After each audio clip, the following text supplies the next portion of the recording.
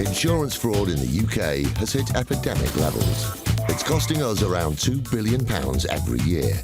That's almost £6 million a day. Deliberate crashes, bogus personal injuries, even phantom pets. The fraudsters are risking more and more to make a quick killing. And every year it's adding over £50 to your insurance bill. But insurers are fighting back, exposing around 14 fake claims every hour. Armed with covert surveillance systems, that's the subject out the vehicle, sophisticated data analysis techniques, and a number of highly skilled police units. They're catching the criminals red-handed. Just don't lie to us. All those con men, scammers, and cheats on the fiddle are now caught in the act and claimed and shamed.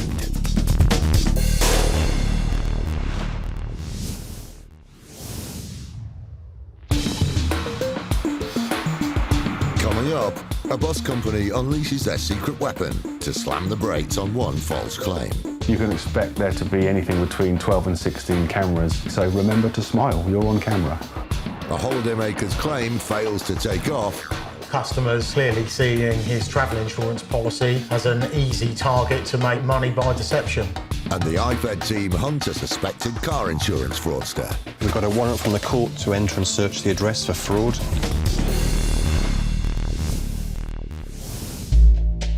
Britain has been described as the whiplash capital of Europe. With almost 1,500 claims a day, it costs the industry nearly £2 billion a year. And fraudsters see this opportunity as a potential goldmine. A typical whiplash claim pays around £2,500 in the UK. Christian Worsfold is an expert in these types of injuries. So whiplash injury describes the mechanism of the injury, so the movement of the head and neck, usually in a low-speed motor vehicle accident. The problem with whiplash injury is that all the symptoms are subjective in nature, so x-rays, scanning won't show any damage to the neck. Claimants are acutely aware of this loophole. I have patients regularly coming back to me who I'm treating saying that they weren't in the examination very long, it wasn't very in-depth. So it's very easy for a person to pretend that they have the injury. So it's not surprising that for public transport companies, fake whiplash claims can be a real pain in the neck. One man who has plenty of experience dealing with whiplash claims is Lee Ingram. On the 28th of February 2013, one of our buses was making a left-hand turn. They've misjudged the turning circle and they've squashed up against some railings at the side of the road.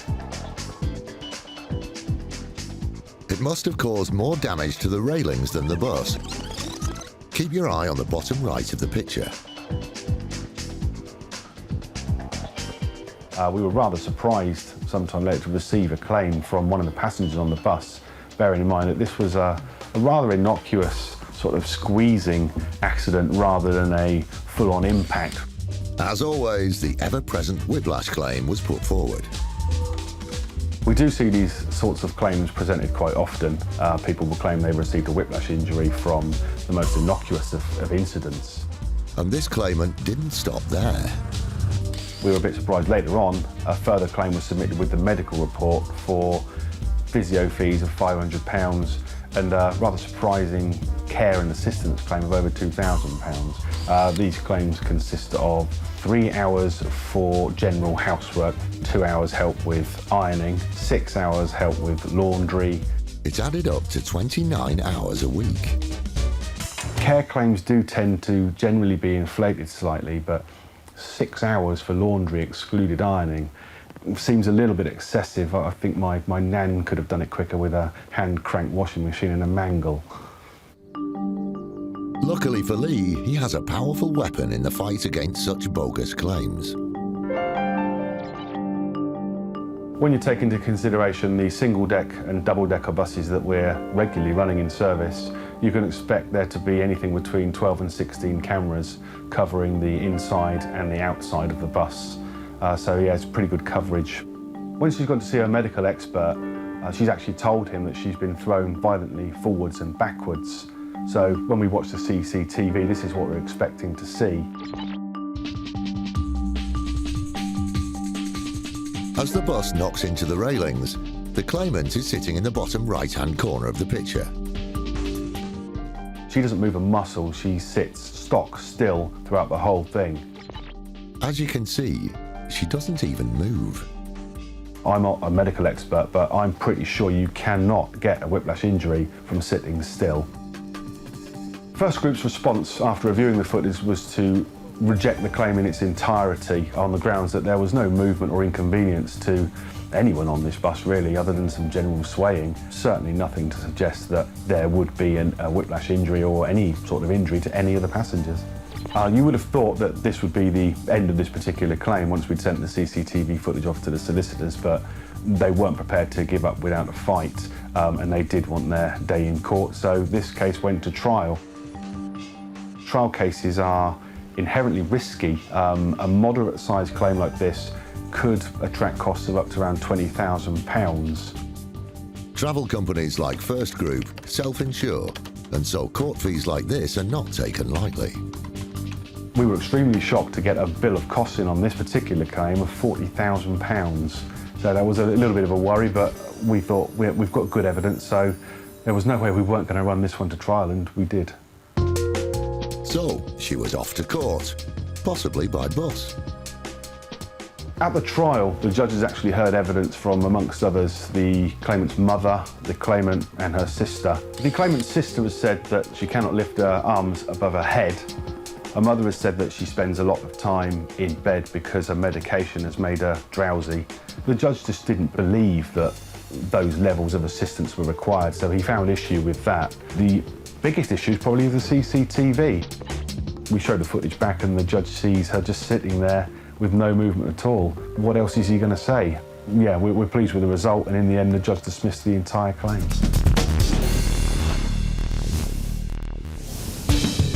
Still to come, a claim that really pushes the envelope. Everybody in my investigation team is a sort of chess player. Getting to the bottom of the case and solving it is what they're there to do. And one policyholder makes a dog's dinner of their claim. Something very extraordinary happened for us. We had a tip-off that the breeder and the owner were colluding to defraud us.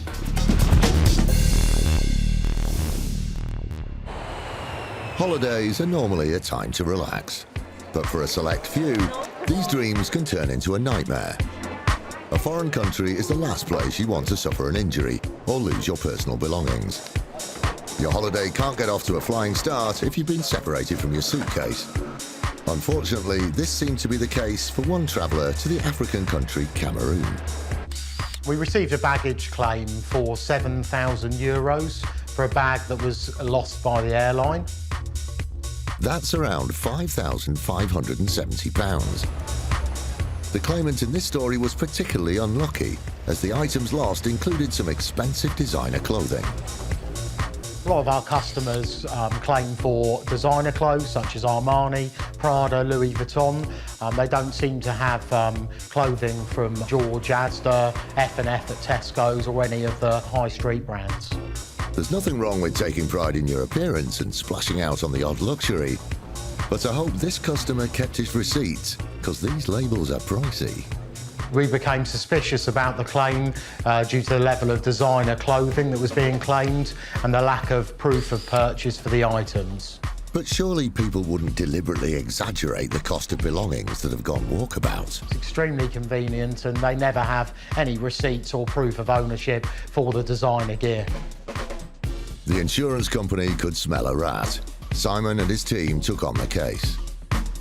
They only provided 2 suspect-looking receipts to support €7,000 worth of clothing. Maybe the shopkeeper could help clear up the confusion. Well, we made some internet searches and the shops couldn't be located. We also attempted to contact the telephone number on one of the receipts, and it was a dead line. That could have been the end of the story. With all the genuine claims keeping Simon's team busy, would they have the time and resources to unravel events that took place in a whole other country?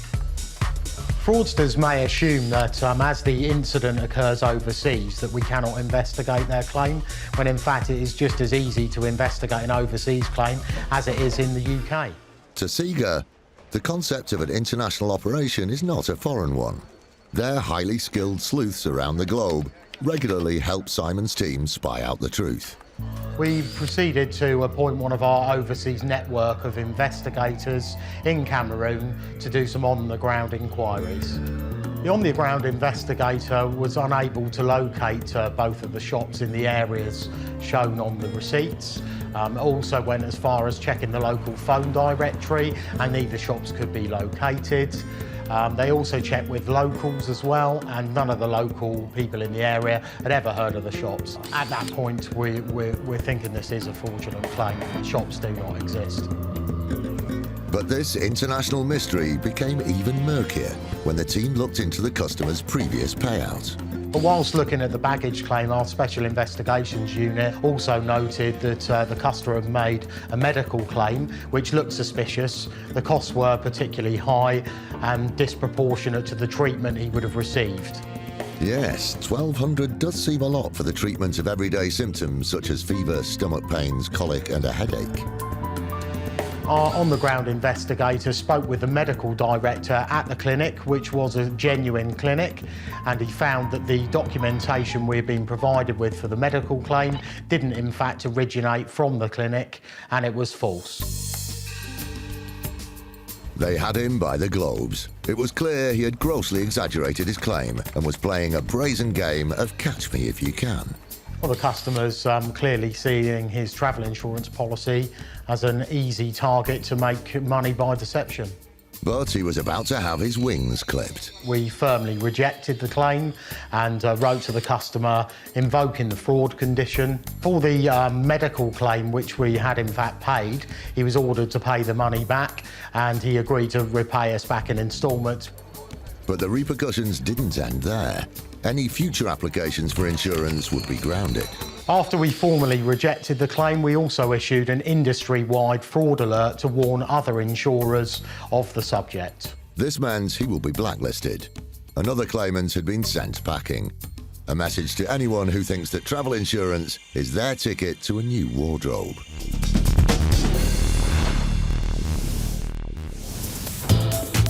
In January 2012, the City of London Police joined the fight against insurance fraud by forming an elite squad known as IFED, the Insurance Fraud Enforcement Department. The message I'd give to people that are considering embarking on insurance fraud is just don't do it. My team, day by day, are getting more sophisticated in tracking down the people that want to try out this type of crime. So really, if you want to go into insurance fraud, I would say don't do it. They've made over 550 arrests and have saved millions of pounds in fraudulent insurance claims, money which ultimately goes back in our pockets. From now on, fraudsters need to watch their backs. My team work tirelessly 24/7, so we know exactly what types of scams you're going to embark on, and we will come after you. Police, don't move, stay where you are! DI Dominic Parkin and DC Jamie Kirk had an early start this morning. It's 6:45 and they're on their way to raid the house of a suspected crash for cash criminal. As always, when we go out on these searches and warrants, we do as many checks and inquiries as we can. We never know all the risks that are involved, and so when we knock on that door, there is obviously an element of the unknown. Today's raid is the result of months of hard work and preparation. So this investigation has been going on for a number of months. The insurance industry, they spotted that the circumstances were suspicious, and they've referred the case to us to investigate further. This type of fraud can be big money for insurance fraudsters. But IFED hope to intercept the alleged group before they receive any payouts. This fraud is commonly runs into the tens of thousands of pounds.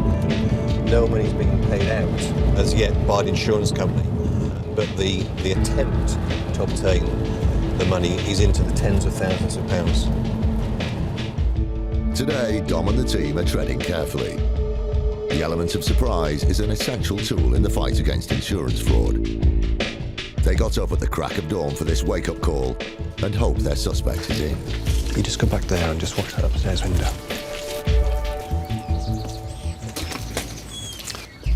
Hello there, I'm a police officer. There's my warrant card. We've got a warrant from the court to enter and search the address for fraud. Okay. Okay, so he's gone out to work this morning already? Okay. If you just go in the lounge, I'll tell you what's happening. Despite their early morning arrival, their suspect has already left for work. Got a warrant here from the court which has authorised us to search the address for conspiracy to defraud and money laundering, and it's all to do with fake insurance claims on motor accidents. Okay, so that's why we're here, and I need you to ring and get to come back here, all right, because he needs to be spoken to. In terms of the man we were after, he wasn't at home. We missed him by 45 minutes. He'd left for work at 6 o'clock, and we turned up there at 7:15. That happens sometimes. I should have come earlier. We should have got up at 4 o'clock, not 5 o'clock. The suspect is called. Even though he's not there, IFED can still go ahead with their search of the property. There's so much police here, and they're talking to you about insurance fraud and stuff, and they want to search the property and everything. Let me speak to him. Oh, here. Did you want to speak to them quickly? My phone's going to die soon. Okay.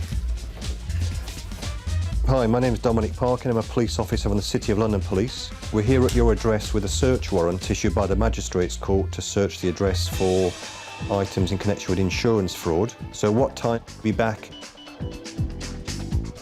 Okay, and we'll give you a call later and we'll arrange a time for you to come to the station.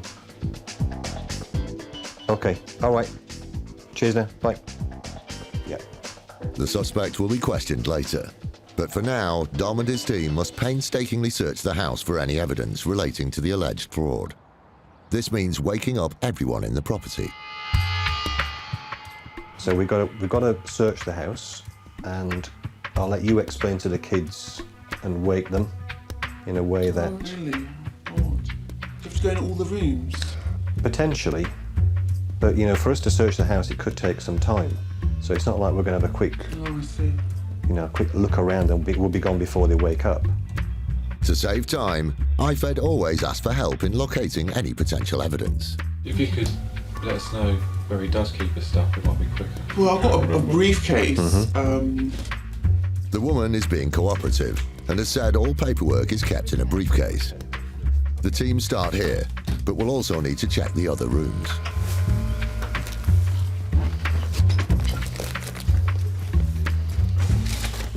IFED leave no cupboard unopened, as evidence can be stored in the strangest of places. Okay, we're not going to take this. We're not going to take these banking documents, but we're just going to make a note of the account numbers. So our financial investigator just has a look at the accounts to see what's if there's any link with the investigation. Even old computers and laptops are seized, as they could contain vital evidence in the case. Everything is bagged up and labelled, ready to be taken away and examined by IFED's investigators. With the search complete, the items seized are taken back to the station for further analysis. But the most important thing now for IFED is that their suspect shows up at the station. Great, so we'll be in contact with him today and we'll make an arrangement for him to come and see us so he can just answer the questions that we've got. Yeah. Okay, so we're good. The team have uncovered lots of useful documentation, but are still waiting to speak to their suspect. So we've finished the search of our address. We've seized a number of items, those being some insurance documents and also some financial documents. We've also taken the computer tower from the address, so we'll be analysing that at a later date. In terms of the man we were after, he wasn't at home, but we've made contact with him by phone and he's agreed to come into the station later this afternoon for an interview. So all in all, a good day's work.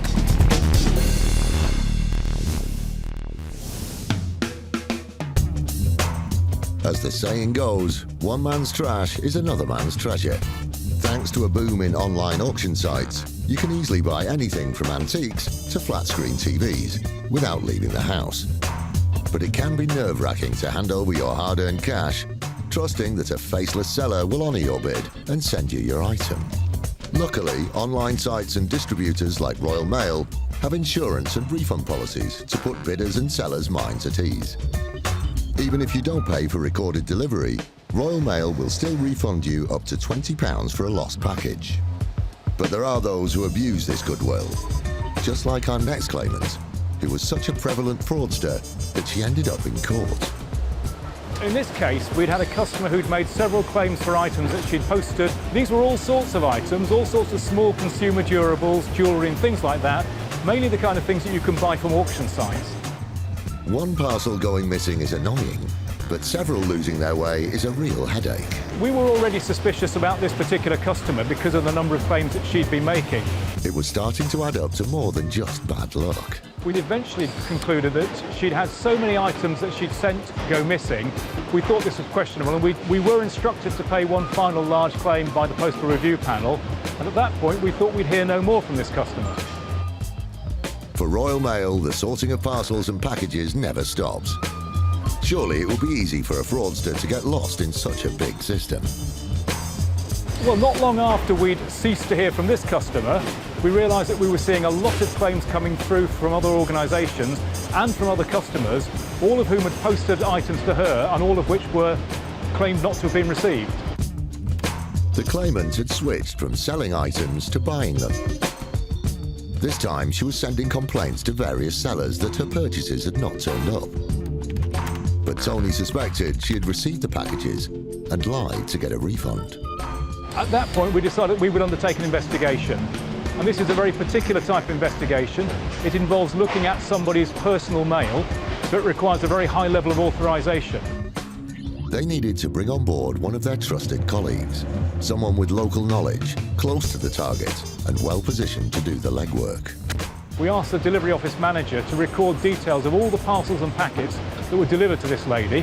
What we thought we might see, if our customer was in fact dishonest, was that she was denying receipt of parcels and packets that we knew we'd delivered to her. Over a 4-month period, her scam was revealed. We found that we had 33 items that were claimed to have been sent to this address that we knew had been delivered and that were allegedly not received. Royal Mail have never lost 33 parcels to the same address. There is no customer that I have ever come across who is unlucky enough to lose 33 items of mail like that. It's got to be a fraud or a scam of some sort. We just don't lose that level of mail. For months, she was trying to claim from both her sellers and Royal Mail. Tony referred the case to the police. Eventually, this lady was prosecuted by the Crown Prosecution Service on behalf of Royal Mail and this other company. She received a 3-month prison sentence, suspended for 18 months. Tony and his team had stamped out this nonsense. It's incredibly satisfying to get to the bottom of a case like this. Everybody in my investigation team is a sort of chess player. They're playing a game of strategy against the criminals. They enjoy doing it, and getting to the bottom of the case and solving it is what they're there to do.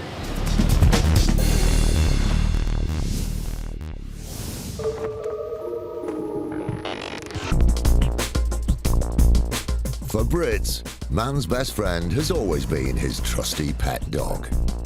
And it doesn't get more British than the English bulldog. Long associated with Winston Churchill, the bulldog is a symbol of strength and honour. One person who knows all about bulldogs and other furry friends is pet insurer Simon Wheeler from Argreer Pet Insurance. I've been in the pet insurance industry for a long time, and there are always some strange and amusing and bizarre claims. There's the owner who has its car keys removed from the dog's tummy. There's a cat that has a yard of tinsel removed from its bottom.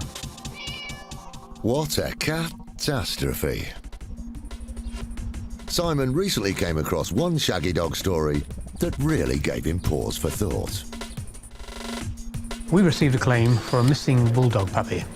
The puppy was called Lola, and her owners had insured her with us and were claiming £2,000 for the purchase price because she'd gone missing.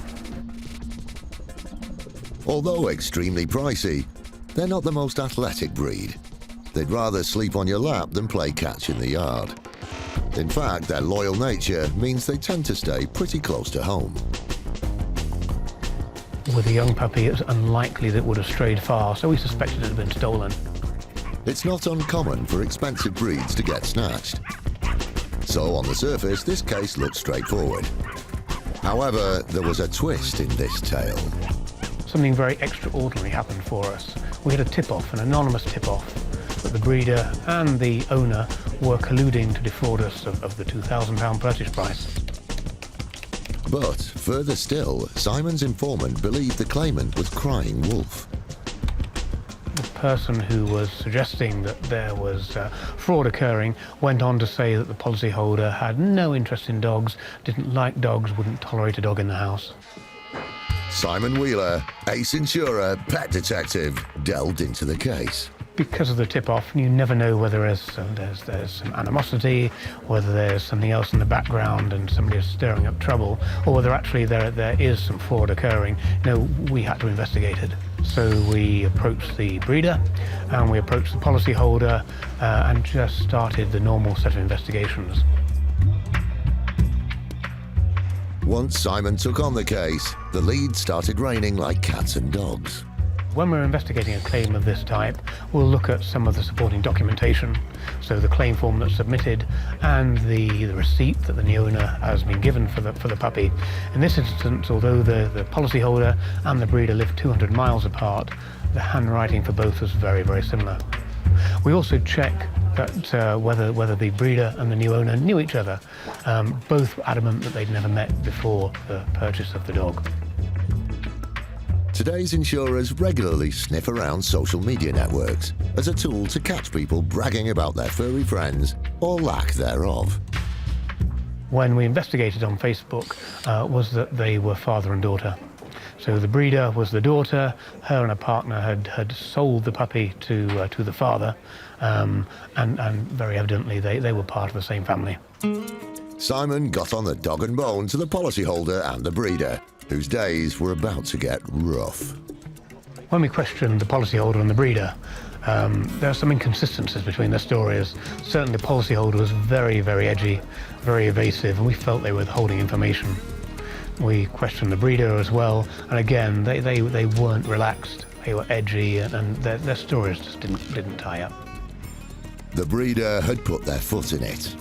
At this stage, we just suspected that the daughter had a puppy and it had been sold, and then they thought they'd have another £2,000 from the insurance company by having a member of the family insure that puppy and then claim it had gone missing, probably sharing the proceeds. The insurance company, now armed with enough evidence, refused the claim.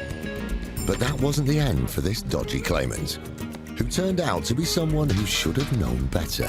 One of the breeders was a serving policeman.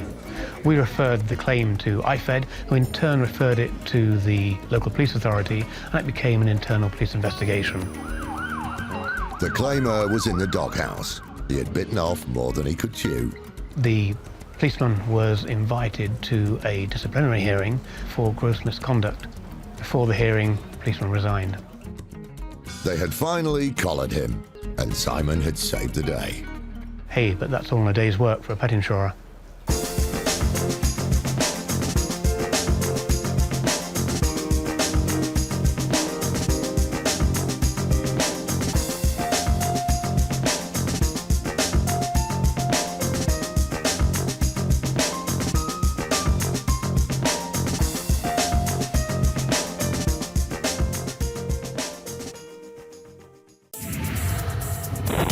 Insurance fraud in the UK has hit epidemic levels. It's costing us around £2 billion every year.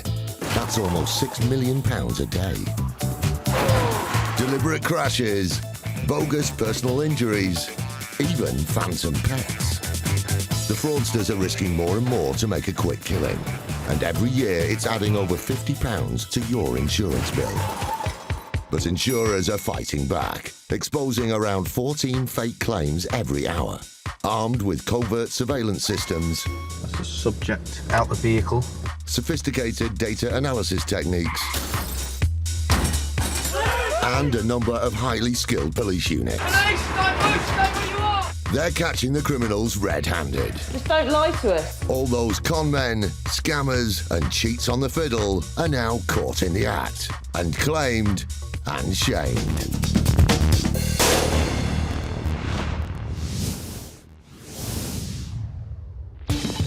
Coming up, whilst abroad, a businessman claimed to have kicked the bucket to the tune of £1.1 million. He told her that he died the previous day and he'd already been cremated. One arsonist gets her fingers burnt when claiming for a fire at her business premises. There were fuel canisters left uncapped and the fire service believed that the flammable liquid was used to accelerate the spread of the fire. And Thames Valley Police are out in force, but wait for no man. Right, you've got 2 seconds to open it, fella. I don't care if you're naked or not, open the door.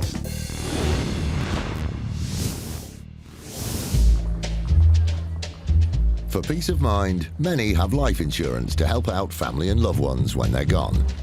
These type of policies can run into hundreds of thousands to compensate bereaved families. However, some cunning fraudsters like to try and cash in early. A particular fraudster was on a supposed business trip in the hustle and bustle of Delhi, where he contracted a fatal fever. Mr. Kumar had a life insurance policy for £1.1 million. When the insurers were informed of his death, due to the large amount and the circumstances, they didn't hesitate in handing it over to their investigators. Mrs. Kumar informed life insurance companies that her husband had died whilst visiting India in November 2011. She stated that her husband contacted her on the 19th of November, said he wasn't well and was going to go and visit a hospital to get himself checked out. But that was the last Mrs. Kumar had heard from her husband. And on November the 26th, she's contacted by her husband's friend, a business associate out there, who told her that he died the previous day and he'd already been cremated. She said she was obviously very concerned and upset at this news and asked why she'd not been informed, and he said everything happened so quickly. To discover he had died was devastating news for Mrs. Kumar. A few days later, she flew out to India to stay with her husband's business partner. When she arrived in India, apparently she suffered a stomach bug and was bedridden for the duration of the stay. He allegedly gathered the documents for her from the hospital, from the cemetery. She was apparently so ill that she couldn't even make a phone call to the hospital and various people to find out what happened to her husband. Mrs. Kumar stayed in India for a week before heading home. I asked her when she returned to the UK if she'd made any further inquiries in respect of her husband's death, and she said she hadn't. She'd been too busy dealing with the insurance companies. When she returned home, the investigators interviewed Mrs. Kumar, and her story just didn't add up. There were a number of issues that caused us concern. She initially stated that he'd gone out there with a view to starting up a business to import rugs. Later on in the interview, she explained that he'd actually gone to India with a view to importing computers. When this was challenged, she said she was confused and she'd made a mistake, and it was definitely to import computers. Not convinced, the investigator took things into his own hands and caught a flight to Delhi to make some inquiries. First stop was a cemetery. I spoke to 2 cemetery managers in that location. They told me the cemetery didn't exist. Furthermore, they looked at the documents and said the documents were false, and they'd never heard of that particular cemetery. But the Kumar's deceit didn't stop there. I then went to the hospital where he'd allegedly died. They searched the records. There was no record of him being admitted. And furthermore, I spoke to the doctor in charge of the medical records and showed him the letter that had been produced by Mrs. Kumar saying that her husband had died. He said that is not the format. He said in 14 years working there in charge of the records, he'd never seen a document like that. Before leaving Delhi, the investigator's final stop was to visit the family Mr. Kumar had stayed with on his visit. Spoke to his daughter initially, showed her a picture of Mr. Kumar. She said she'd never seen him before. Spoke to her father on the phone. He said he'd never seen or heard of Mr. Kumar. By now, the investigator had no doubt that this was indeed a fraudulent claim. When he returned to the UK, the insurer handed the case to IFED, the Insurance Fraud Enforcement Department, where Tom Hill was the leading investigator into the case. Mr. Kumar allegedly died of a brain fever. The crematorium didn't exist, and the witnesses that were listed as having attended the burial either didn't attend it or couldn't be located. Their initial inquiries threw up some significant evidence. Bizarrely, there were some really dubious money transactions. As part of the investigation, we found that Mrs. Kumar had transferred £1,500 to India to Mr. Kumar. after the date that he'd allegedly died. This was fantastic evidence for us. The obvious conclusion was that Mr. Kumar was still alive, and he was either still in India or he travelled back to the UK and was living somewhere in the UK. It wasn't long before IFED were knocking at the family's door.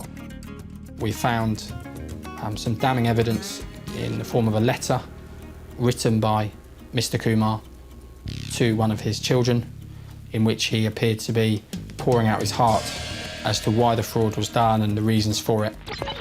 Mrs. Kumar was arrested on the spot. However, the news didn't end there. On the day Mrs. Kumar was arrested, I received information from certain intelligence checks we do that Mr. Kumar had flown back to the UK using a fake name and was somewhere in the Hertfordshire or London area. This was a breakthrough for IFED. The case was starting to unravel. And further investigations showed there was a motive behind their fraud.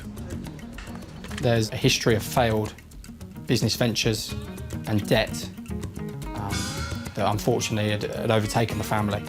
And I believe this was a way of starting afresh, possibly in India, but more likely, we believe, back in the UK under an assumed identity. The Kumars were clearly rumbled, and within a few days, Mr. Kumar handed himself in.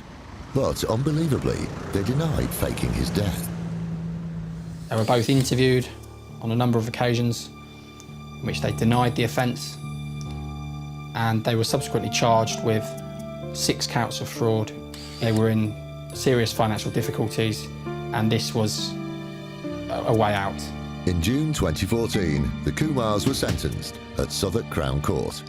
Mr. Kumar received 2.5 years in prison, and Mrs. Kumar received a 5-month suspended prison sentence. Which goes to show, he may have had one foot in the grave, but he didn't exactly meet his maker.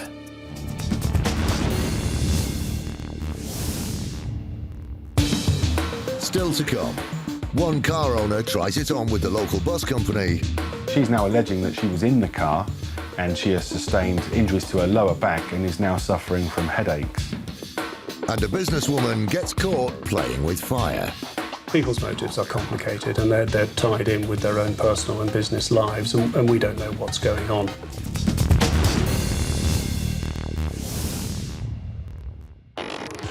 Crash for cash is becoming a major policing issue. Currently, UK police forces are investigating 110 of these scams across the country. Reports claim that 1 in 7 personal injury claims are linked to deliberate crashes. These crashes are designed to milk insurance companies of up to £30,000 per crash. It's big money, and it's a serious danger to the public. Britain's police forces are determined to put the brakes on this type of crime, and Thames Valley Police is no exception. Please, open the door now, last chance! Detective Inspector Louise Roddy from Force CID has a team of 25 officers dealing with crimes from murder to blackmail and fraud. We work closely with the Insurance Fraud Bureau and the Crown Prosecution Service to make sure that we've got a watertight case to present at court. For a second person in here! But it's not just costing the insurers thousands. These criminals are putting innocent lives at risk, and people are getting seriously hurt. These accidents are taking place on busy roads, and the offenders can't possibly know what the end result of their crime will be. So it really isn't a victimless crime at all. With Crash for Cash on the rise, Force CID aim to track down these gangs. I do think the action that we've taken also sends out a really clear message that Thames Valley Police aren't prepared to accept these types of offences in our area. And the police will use everything in their power to bring these criminals to justice. We will seek to disrupt any offenders, and we will target them if they continue to commit offences.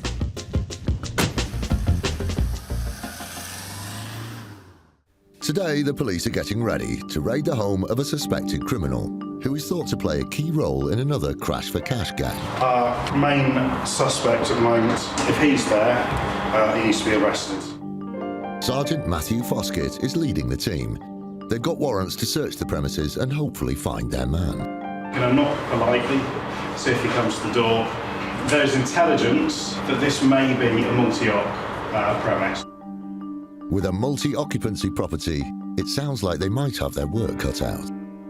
If it is multi-occupancy, then there may well be 7 people there that are completely unassociated with this whole scam. So therefore, we need to respect the people that are present. Briefed on today's op, Sergeant Foskett and his team don't waste any time in making their way to the location. I understand that we might be looking at people that are using a range of different identifications to try and avoid detection. In addition to that, we're looking for any information that would relate to collisions that they've had, any paperwork that they've received from insurance companies that they've been filling out to claim for this.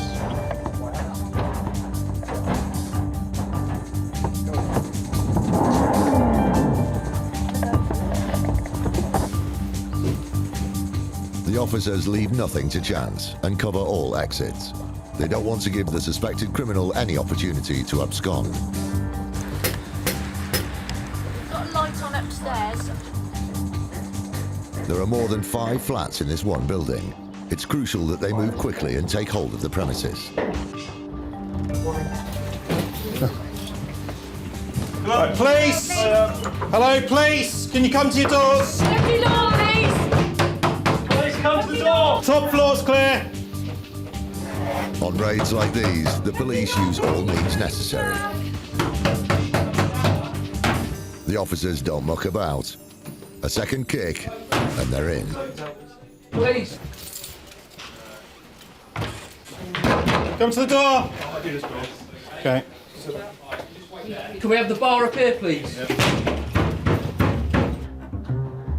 But downstairs, one of the residents is hesitant in opening the door for the police. Fella, if you don't open the door, I'm going to be kicking it in. No, now. What are you doing in there? Please, can you open the door? Pardon? Oh, shower?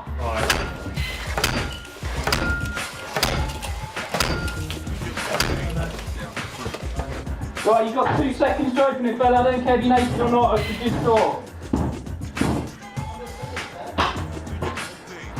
Hello, mate. Thank you. What's your name? Top floor's clear, that room's clear, the lady's got in that one. I've smashed that one in. Within minutes, the officers have managed to search the property for their key suspects. We just need to check you out to certain individuals we're looking for today. So once this officer's happy that you're not one of those individuals, we'll take you downstairs and we'll explain to you what's going to go on. But it's just let we are going to search every single room, and that includes this one. Our chap isn't here. The gentleman that's in the bedroom that you've just come into, he used to share that same room with our man, but he doesn't know where he is now. He can't remember when he moved out. So what I suggest we do is start at the top, just search systematically all the rooms, and we're going to have to, looks like, try the other address that I'll get. Morning, how are you?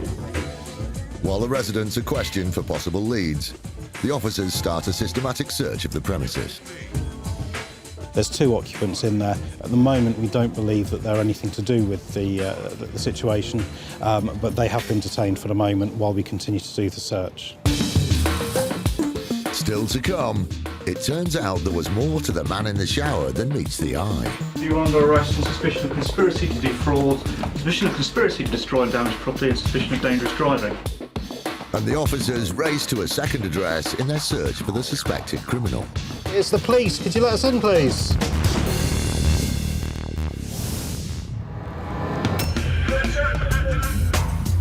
In Great Britain, there are nearly 200,000 fires a year. The majority are accidental, but a staggering 1 in 8 are started deliberately. For the most basic of fraudsters, they think they'll just set a light and they'll get a big check. But not when fire forensics play a part. Hawkins are a firm of forensic scientists which carry out fire investigations for the insurance industry. Our task for insurance companies is to establish what happened in any given incident. A certain number of fires that we investigate are started deliberately. An accidental fire will essentially progress through various fairly well-known stages following certain physical laws. If you find that it's deviating from that in one of a number of ways, then obviously you begin to suspect human involvement. Using every aspect of science, they can determine the cause of most fires. If we bring equipment back from the scene of a fire, we can examine it, take it apart in controlled conditions. However, the reason behind why arsonists start a fire is not always straightforward. One of the primary motives for committing arson is financial, and it could be for any number of reasons. And in fact, what we try very hard not to do is to second-guess people's motives, because people's motives are complicated and they're tied in with their own personal and business lives, and we don't know what's going on. One such arson case landed on the desk of Allianz Insurance. But as this fraudster found out, if you play with fire, you'll get burned. In June 2013, Amanda Bryant reported that there'd been a fire and had damaged the warehouse at the business premises. She'd claimed there was extensive damage to the warehouse, also a roof had collapsed and there was damage to a wall. In addition, there was a lot of damage to a number of items within the warehouse. At this point, it looked like the value of the claim was going to be in the region of £150,000. But Amanda's claim about the fire wasn't all it was cracked up to be. Early indications from the police and the fire service suggested that the fire had been set deliberately. There were fuel canisters left uncapped, and the fire service believed that the flammable liquid was used to accelerate the spread of the fire. Allianz started to take the usual steps in investigating this claim. We looked into financial background of Amanda Bryant. There was suggestion that she was in financial difficulty at that time. Whilst it's not evidence of a fraud or wrongdoing, it often gives a motive for a fraudulent claim. There were inconsistencies in Amanda's story, and for the insurer, there's no smoke without fire. We had suspicions, but we couldn't find any evidence. Some of the inconsistencies were around setting the alarm system. She couldn't remember if she had or not. We'd found out it wasn't set. She'd left the business premises unlocked. There was no sign of forced entry. For the insurer, this just didn't add up. But they couldn't place her at the scene of the fire. There were workers next door who'd spotted the fire in its early stages, had called a fire service. They called the policyholder, but Amanda Bryant turned up. She lived 4 miles away, and she turned up in a dressing gown, which would suggest that she wasn't in the vicinity when the fire took hold. When Allianz were looking to settle the claim, something unexpected was thrown up. It became apparent that the property had actually been underinsured. Had the claim been successful, Amanda Bryant would only been eligible for a third of that value, and we would have ended up paying only £50,000. Despite their concerns, the insurers had no hard evidence and decided to settle. But then they received some news. We received a call from the police who told us that they'd never actually stopped investigating themselves and had reached a point where they were able to call Amanda Bryant into the police station, and she confessed everything. It turned out that Amanda had had an accomplice. Amanda Bryant confessed that she and her son, Aaron Smith, had set the fire deliberately. Amanda Bryant was found guilty of committing arson and fraud and sentenced to 2.5 years. Her son was sentenced to 12 months for committing arson. This was a really good result for us, and we were really pleased with the outcome, because this was a very, very serious incident. Not only was she trying to get a financial advantage, her actions and her son's actions could have seriously injured or even caused death to an innocent person.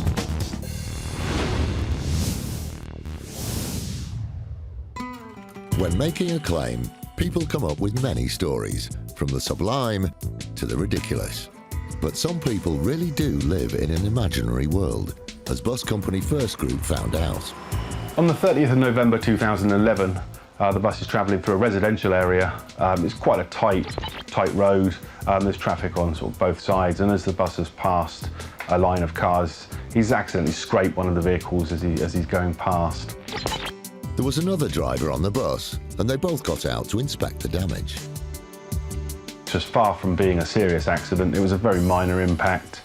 We would expect to see some cosmetic damage to the vehicle. There was only some minor scraping to the bus, but there was a bit of damage to the car door, yeah.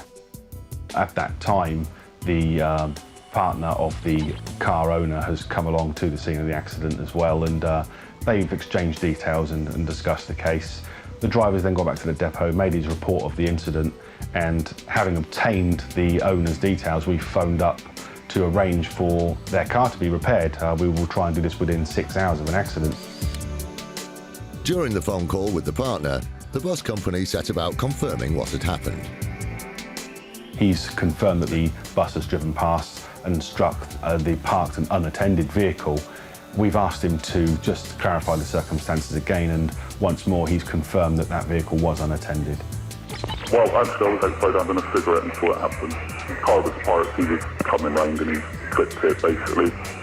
There's a scrape on the wing mirror. Most of the damage is to the rear quarter panel, the rear light, rear bumper, and also the rear door's been caught with it as well.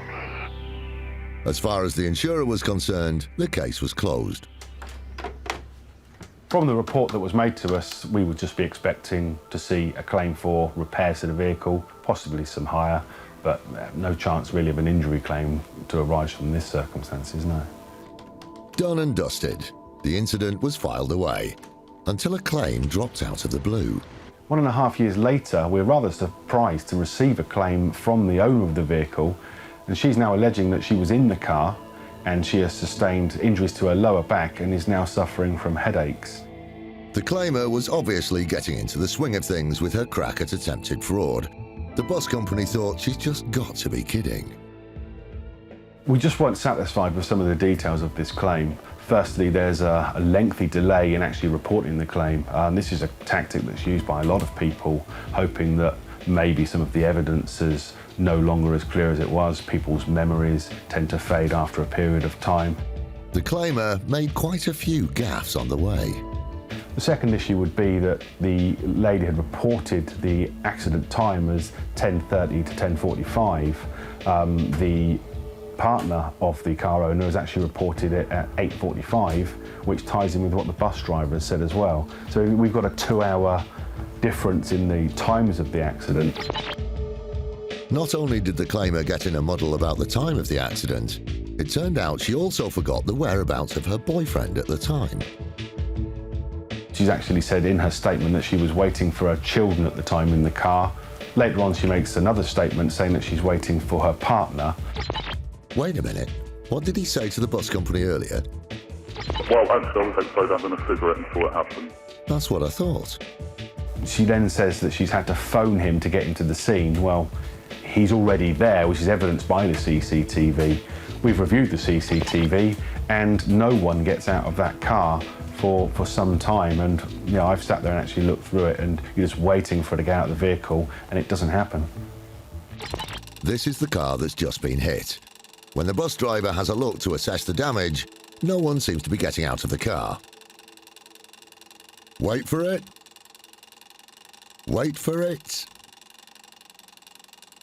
Even when the bus parks up, still no one gets out of the car.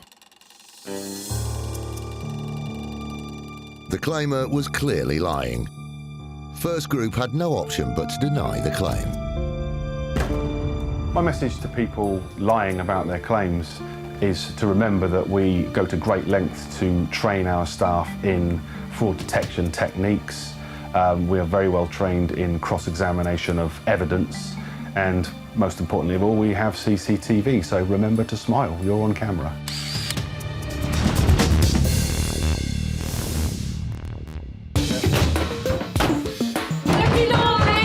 Top floor's clear. Thames Valley Police have just raided a house of a suspected crash-for-cash criminal. You just need to check you out because there's certain individuals we're looking for today. But there are residents living there who are not connected with the offence. Our chap isn't here. The gentleman that's in the bedroom that you've just come into, he used to share that same room with our man, but he doesn't know where he is now. Even though the suspected criminal isn't there, the officers don't stop in their search for possible evidence. So that's done, is it? Yeah, that's done. However, it turned out that one of the residents may be able to help the police with their inquiries. You are under arrest on suspicion of conspiracy to defraud, suspicion of conspiracy to destroy and damage property, and suspicion of dangerous driving. Handcuffed, he's taken to the police station for further questioning. On searching the house, we have found a lot of banking information, and some of that banking information is rather inconsistent with large sums being paid into bank accounts that we need to clarify where those payments are coming from as well. The police have found evidence to suggest their suspect is at a different address. The officers don't waste a minute and are already on their way.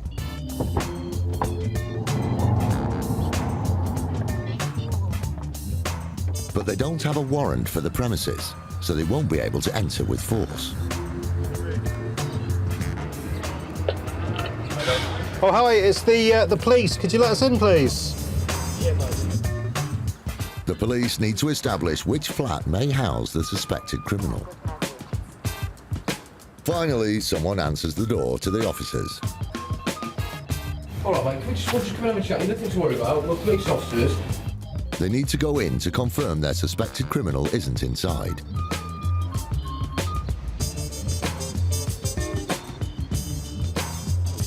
Unfortunately, they didn't find their suspect at this property. But it wasn't a wasted journey. The officers do leave with some potential leads. We believe that the male that we were looking for is a regular visitor to that address, if not a resident there. We do have some contact details for him, so that's now off to CID, and they'll be making further inquiries to try and get hold of him.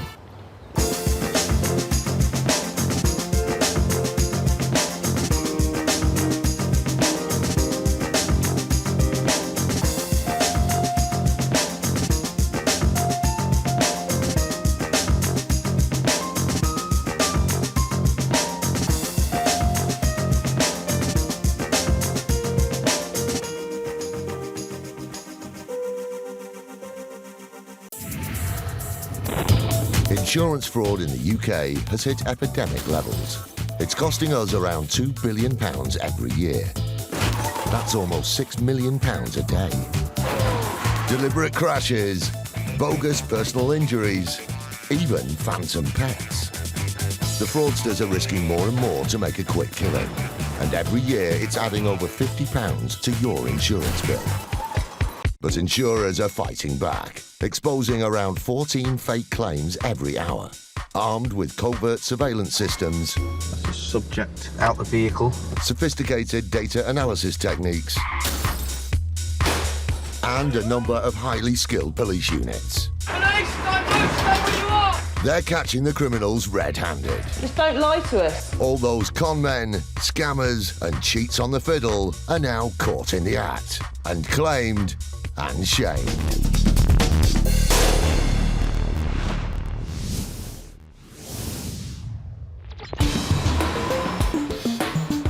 Coming up, a bus company puts the brake on a personal injury claim from a car full of passengers.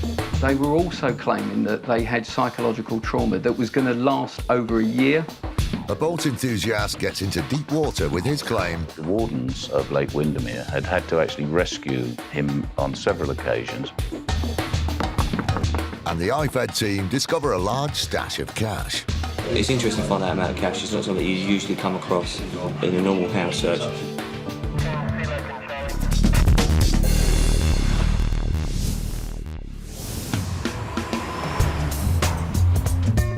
London's iconic red buses have changed a lot since the early days of horse-drawn wagons. They're now fast, efficient, and high-tech. And London is chock-a-block full of them. In London, operating on behalf of TfL, there's over 7,600 buses, and there are 2.4 billion passenger journeys a year. Abellio operates 600 of these buses, and out of a whopping 140 million passenger journeys, the vast majority run smoothly. But on the rare occasion there is an accident, Abellio investigates any insurance claims thoroughly, as they did with one received in July 2009. The claim came off the back of our 350 service, which runs from Hayes Station up to Heathrow. In the summer, 11 o'clock at night, our vehicle was trying to park on the bus stand, and there was a VW Charan taxi cab that was just in front of the bus stand, and our bus clipped it as it was parking. Despite only nudging the car, it wasn't long before Abellio were contacted by its occupants. We received in claims from 5 individuals. These claimants were claiming for back and neck injuries of a whiplash type nature, but they were also claiming that they had psychological trauma that was going to last over a year. That was supposedly backed up by medical evidence. All in all, this mounted up to £27,000 worth of claim against us. Hang on. That seems a lot of money for a minor incident. Alan's team began investigating the claim. When the claim came in, we knew something was wrong. As part of their investigations, Alan's team used state-of-the-art technology.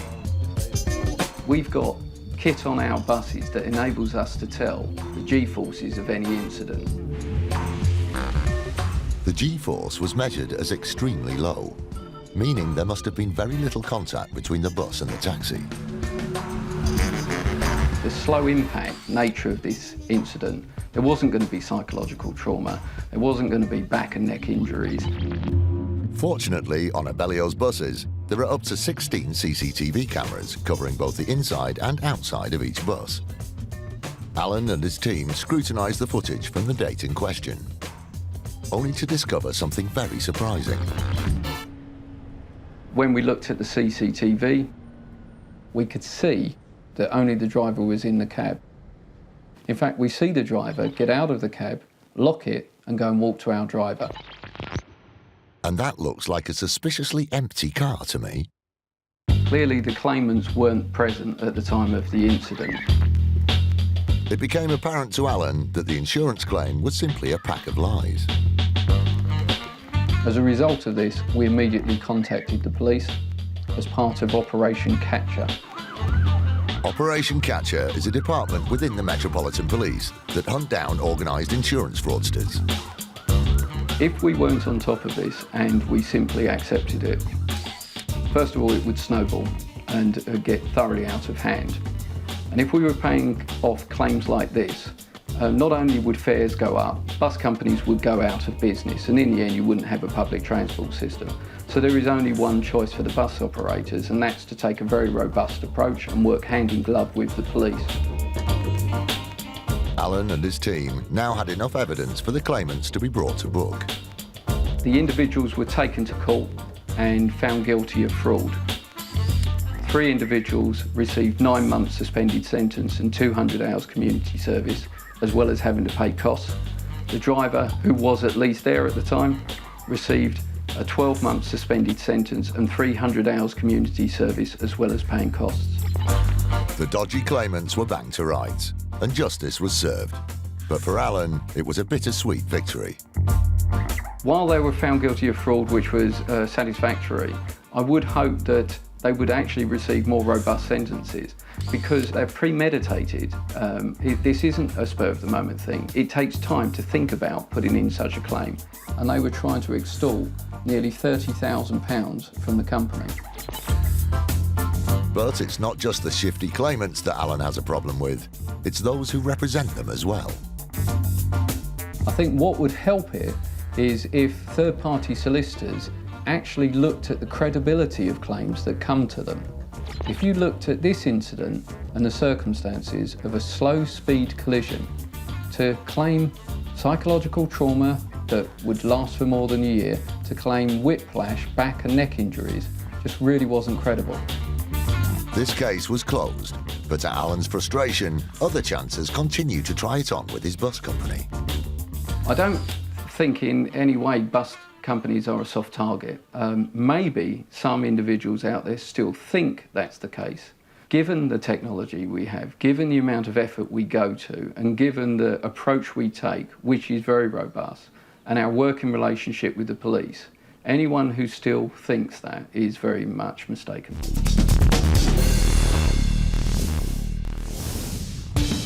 Still to come. Police track down a stolen Mercedes in a case that drives the insurance company round the bend. The vehicle was stopped by the police and the occupants were questioned as regards the legality of the vehicle.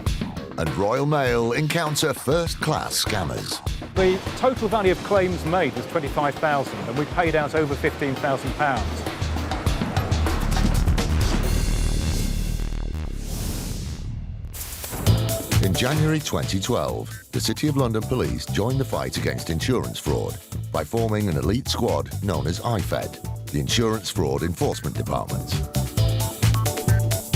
I would say to anyone who's considering committing insurance fraud that now this is no longer a crime without consequence that it may have been in the past. There is a dedicated 40-strong unit known as IFED that work 24/7 hunting down insurance fraudsters. They've made over 550 arrests and have saved millions of pounds in fraudulent insurance claims, money which ultimately goes back in our pockets. From now on, fraudsters need to watch their backs. The message I'd give to people that are considering embarking on insurance fraud is just don't do it. My team, day by day, are getting more sophisticated in tracking down the people that want to try out this type of crime. If you get caught, you're likely to get convicted, and then that is going to affect the rest of your life. Today, IFED are cracking down on suspected travel insurance scammers. People who falsely claim for the loss or theft of luxury items, such as clothes, jewellery and electronic goods whilst away on holiday. In total, 70 officers are working with the City of London Police up and down the country. One team is led by DC Armand Taylor and head of IFED DCI Dave Wood. It's now approaching 7 o'clock and we're about to enter the premises of one of our suspects, hopefully arrest him and search his premises looking for property that he's reported stolen. It seems to be taking a long time for the suspect to answer the door. Someone's got to be waking up. Dave is growing increasingly impatient. Today's raid is the result of months of investigative work. We're thinking it's occupied, but there's no one coming to the door. It's not looking good. The support team may have to gain entry by force. That will soon wake up any occupants.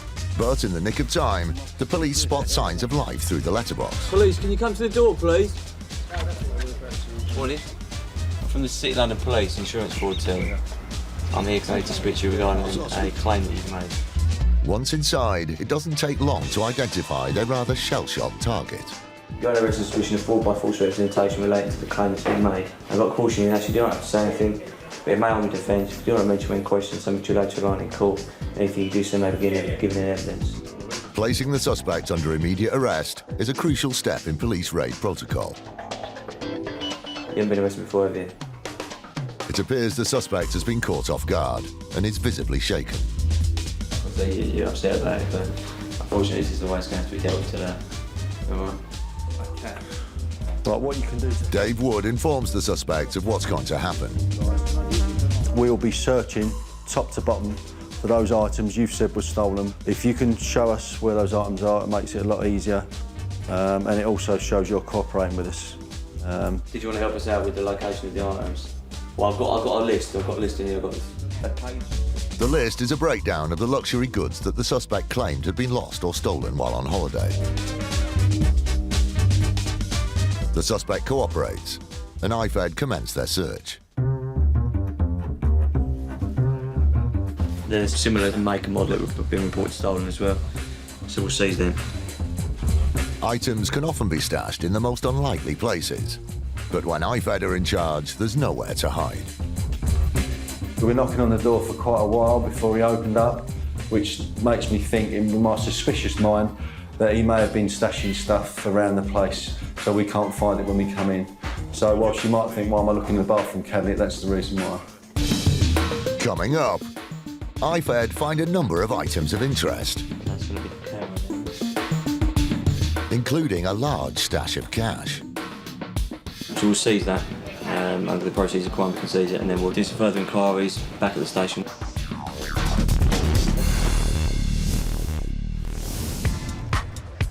For many, insurance provides peace of mind. From the thefts of cars and laptops to damage to personal valuables and your home. John Beadle has worked in the industry for 15 years, and in his time, he's come across a few who have tried it on.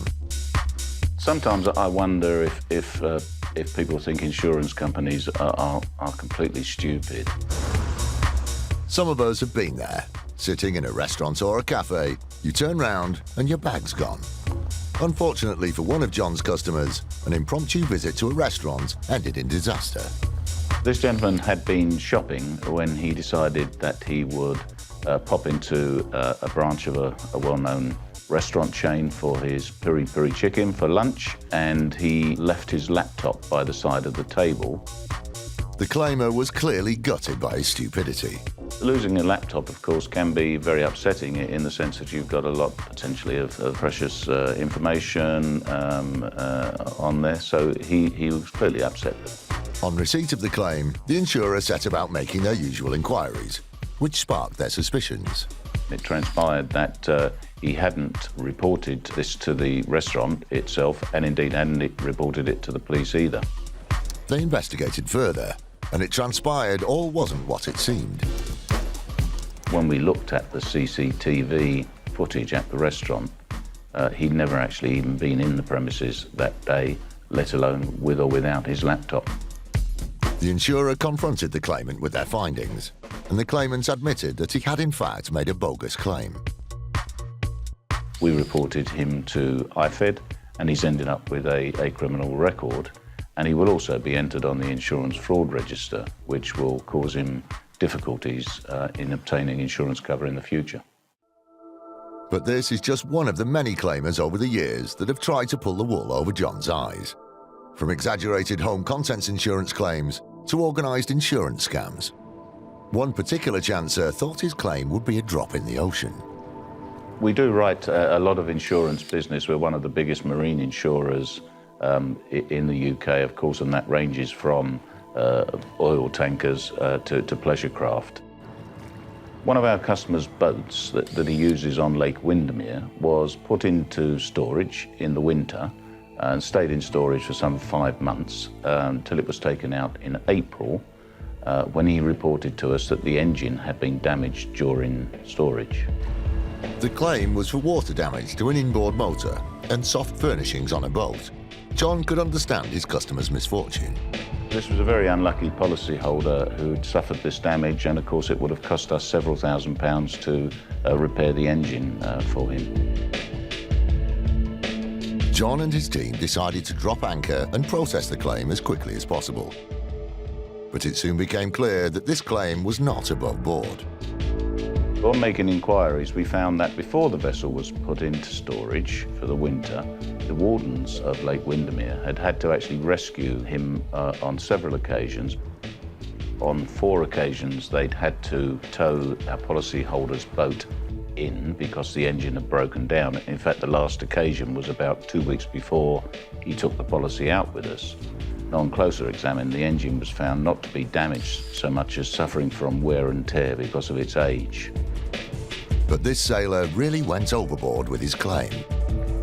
He also then alleged that he had actually had the engine repaired regularly, but when we interviewed the person who he said had carried out regular maintenance and repairs of the engine, he said he'd never actually done any work on it whatsoever.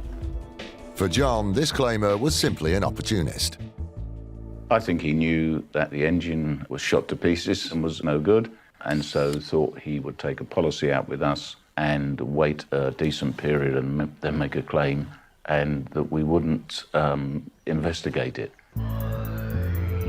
Unfortunately for our sailing enthusiast, his fake claim was heading for the rocks.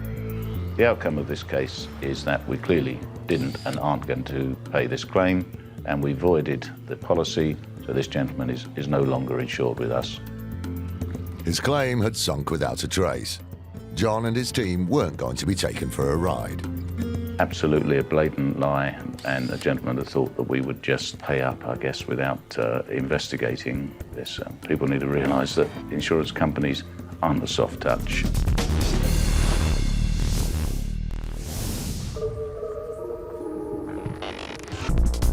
We all want to own beautiful things, and a luxury car is usually near the top of the list.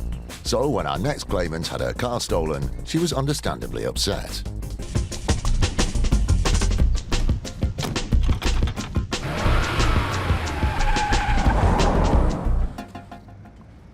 The original claim was for the theft of a Mercedes 180 motor vehicle. Motor theft is a multi-million-pound business in the UK, so police take it very seriously. Luckily, the car was insured by Direct Line's sister company, Privilege. So the customer reported her vehicle stolen to the Met Police, who issued a crime report, which she then submitted with her claim.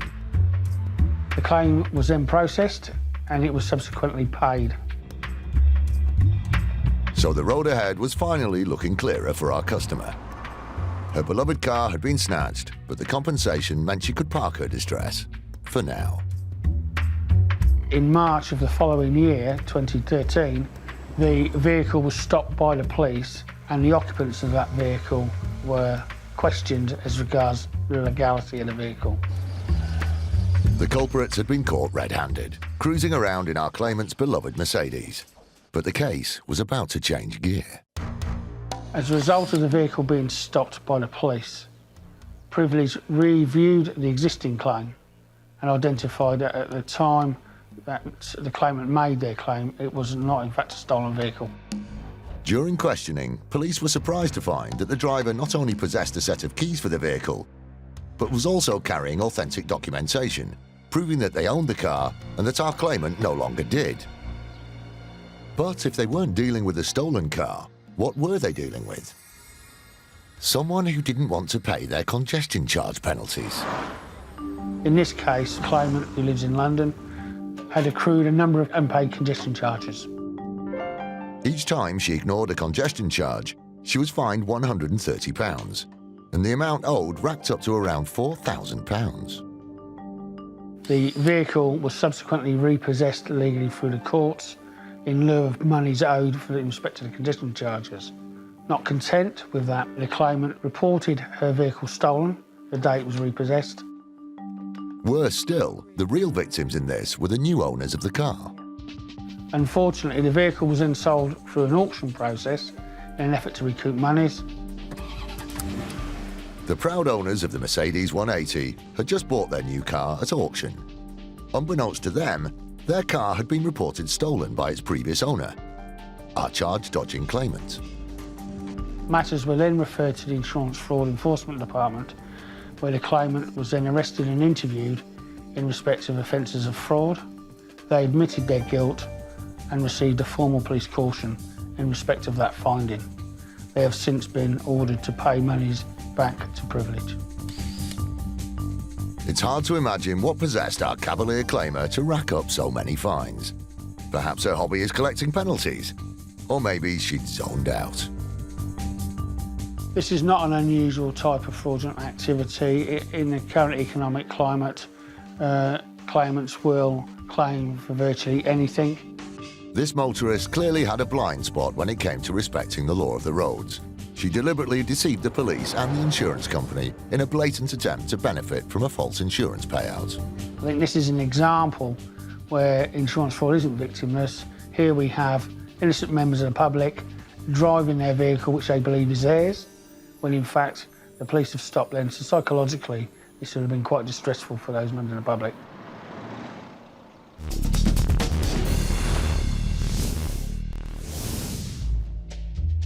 Royal Mail is a much-loved British institution. It's a reliable service that we benefit from every day. Their mission is to always deliver, even if the package is damaged. We lose or damage very few items, so we're always willing to consider compensation claims when they come in. We make every effort to investigate them, and that's to say, to investigate them in terms of what may have gone wrong. But in March 2012, one particular case sparked a large investigation when several claims from a number of different people cropped up in the Midlands area. In this case, we'd had a number of claims. They were sending the packaging to pawnbrokers, the gold dealers, but the jewellery had gone missing. The packages contained extremely valuable items of gold jewellery and large sums of cash. When the parcels arrived empty, it looked like they'd been opened and resealed. Well, the total value of claims made was £25,000, and we paid out over £15,000. Royal Mail began an internal investigation. firstly looking at their own postal staff to establish if the packets could have been opened while in transit. Tony's team investigated the logs of the deliveries. We then started to look for similar names, similar addresses, and we discovered that we had a web of people, at least 4 of them, and a web of addresses, and that we had compensation claims for items going back and forth between people and between addresses. This strongly suggested fraudulent activity. The plot thickened when Tony received a tip-off. But we received a call from a pawnbroker's where somebody was trying to cash several cheques to the value of several £1,000s, drawn against Royal Mail. The pawnbrokers themselves were suspicious because of the size of the cheque. The pawnbroker turned the fraudster away. However, the dodgy scammers continued to claim for parcels allegedly meddled with. This time, Royal Mail refused to pay. Meanwhile, Tony's investigation team delved deeper and began to join up the dots. The links were obvious. It was reasonably sophisticated in that some attempt was being made to hide through the use of aliases and a web of addresses. Tony's team had uncovered the gang's plot. They were padding out empty parcels to try and frame innocent postal workers in a bid to get rich. The investigation led to search warrants being executed at 3 addresses, and 3 individuals were arrested. They appear to have been operating for just under 2 years, and we became aware towards the end of that period.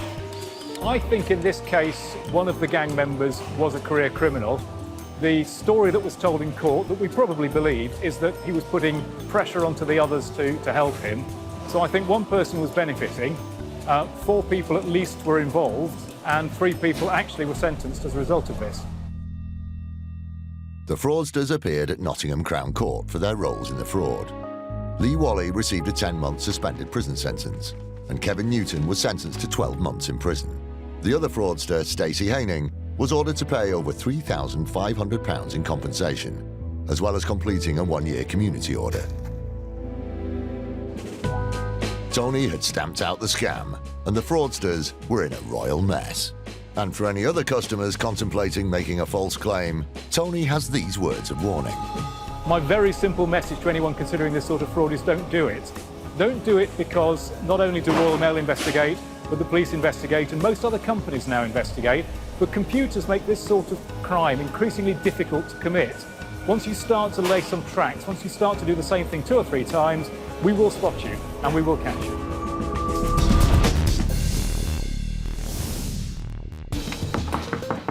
IFED have arrested a suspect in a nationwide crackdown on travel insurance fraud. You're under arrest on suspicion of fraud by false representation relating to the claim that's been made, all right? I can say you're upset about it, but unfortunately this is the way it's going to have to be dealt with today, all right? They are midway through a house search for items of interest. From the bedroom so far, I found a couple of bank cards which I'm going to seize or take notes of because they may relate to the claim that's been paid out. Some travel insurance documents that we'll look at seizing, and a camera that we believe is subject to the claim. No area is off limits to the police. With Dave's years of experience of police raids, he offers a word of advice. You're in a bit of a pickle here.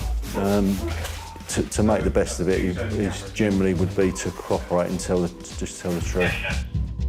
All of a sudden, DC Aman Taylor is called to the bedroom. Found a quantity of cash in the bottom of the cupboard, so we'll seize that under the proceeds of crime, and then we'll look at doing some further inquiries back at the station once we've got everything together and put down a plan of action on how we're going to deal with it. It's interesting to find that amount of cash. It's not something that you usually come across in a normal house search. Not sort of cash you'd expect to find during a house search. Large sums of money, we would always seize it because you don't know where it's come from, and it's then his responsibility to explain where it's come from. That is the law in relation to money laundering and cash seizures. The suspect is led out to the unmarked police car. It's been another success for DCI Dave Wood. We arrived today with several objectives. The main one being was to locate and arrest our suspect, which we have done. He's been arrested for insurance fraud and we see several exhibits which are relevant to that inquiry. He's now going to come back to the police station, transport provided by us, and he'll be interviewed in relation to these offences. So I am totally happy that we have mission accomplished this morning. It's also been a good day for the wider IFED team around the country. 13 people have been arrested in today's crackdown of alleged travel insurance fraud. Officers seized thousands of pounds in jewellery, clothing and electronic items. These cases remain under investigation.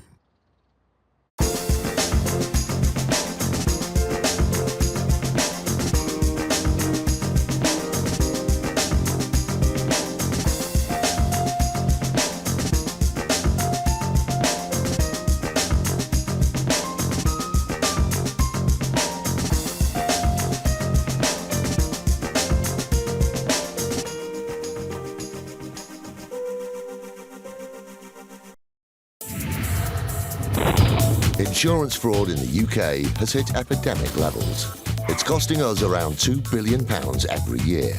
That's almost £6 million a day. Deliberate crashes, bogus personal injuries, even phantom pets. The fraudsters are risking more and more to make a quick killing. And every year it's adding over £50 to your insurance bill. But insurers are fighting back, exposing around 14 fake claims every hour. Armed with covert surveillance systems, Subject out the vehicle, sophisticated data analysis techniques, and a number of highly skilled police units. They're catching the criminals red-handed. Just don't lie to us. All those con men, scammers and cheats on the fiddle are now caught in the act and claimed and shamed.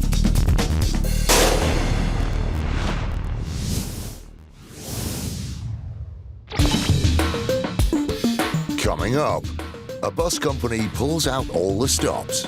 A blue Nissan Almera pulled out in front of it, and then the driver slammed on the brakes in front of the bus. A claimer goes completely overboard with a personal injury claim. The claim was a substantial figure in excess of £500,000 for his ongoing losses. And IFED are on the trail of a suspected crash for cash criminal. Well, they've got an intercom with a camera on their door, which isn't really fitting with the area or the premises, is it?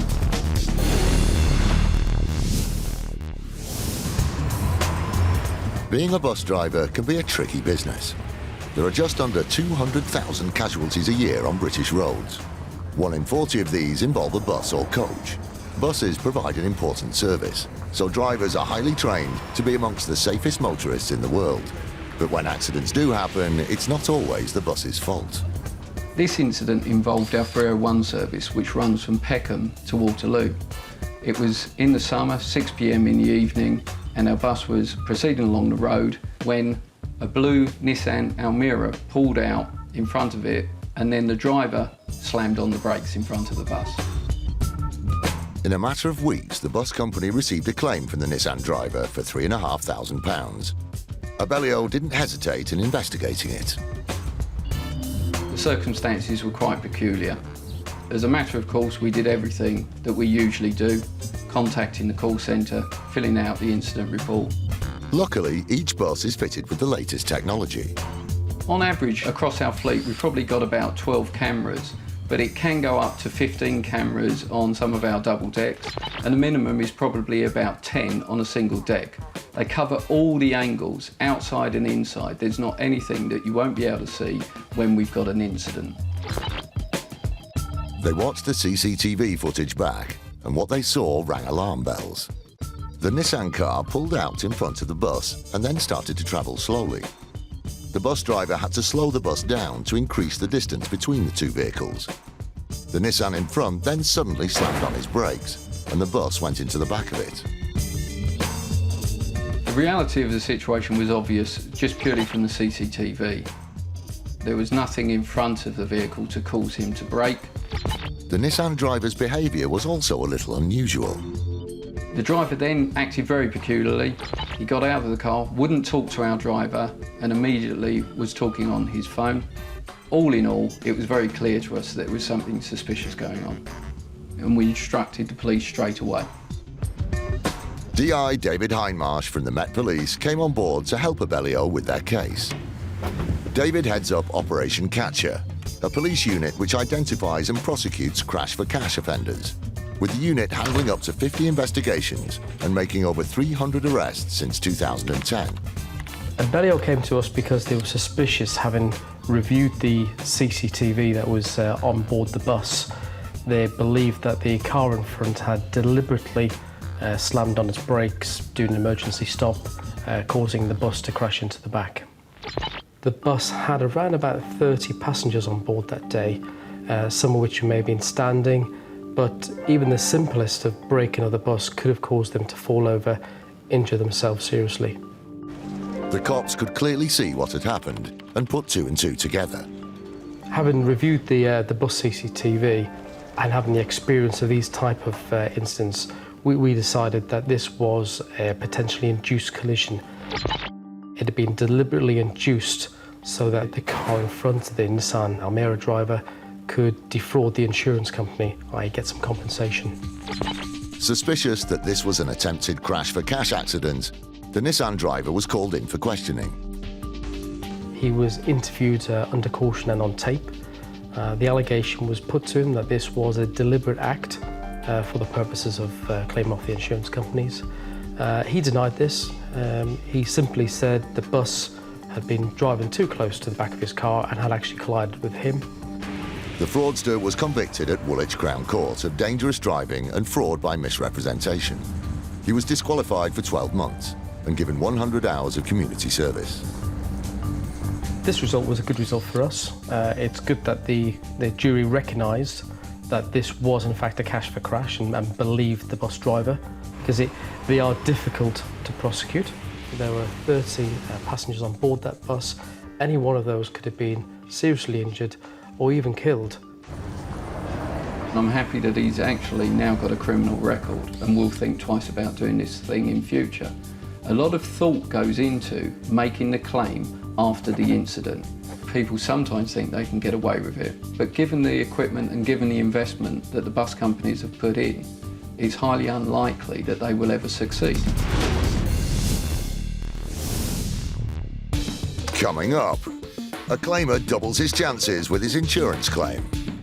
The photographs that were supplied as proof of the damage that were caused looked remarkably similar. And a claim for a piece of jewellery loses its glimmer. Either he had lost 2 bracelets, or the bracelet that was lost on this occasion actually didn't exist.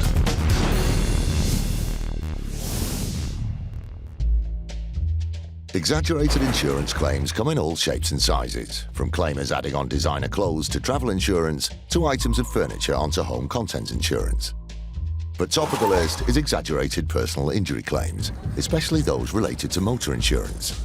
And they're on the rise. It does appear that these types of claims where gross exaggeration in order to obtain financial gain is becoming more common, and insurers are finding more of them and investigating more of them on a year-by-year basis. One insurer received a claim relating to a car accident in the summer of 2011. The claimant alleged he'd sustained the injury as a result of the defendant's vehicle shunting into the rear of his. There was some concern that the symptoms presented and the manner in which he stated the incident occurred was exaggerated. He alleged it was forcible, but the defendant was actually disputing that, stating it was only a very minor incident that had occurred in a 20-mile-an-hour zone. An accident can be traumatic, especially serious car accidents, with those injured suffering both physical and mental injuries. The claimant was alleging that he was unable to stand or sit for any longer than 20 minutes without the onset of pain. He was also alleging he wasn't able to carry anything heavier than light shopping bags. And in addition, and most importantly, he was unable to work and had actually had to give up his job as a direct result of the injuries he suffered. With a prognosis of only 50% recovery and the possibility of needing a full-time carer for the future, it wasn't looking good for the injured claimer. The claimant's claim was a substantial figure which was reserved in excess of £500,000 for his ongoing losses. With the prospect of paying out such an enormous amount, the insurer called in their lawyers, BML.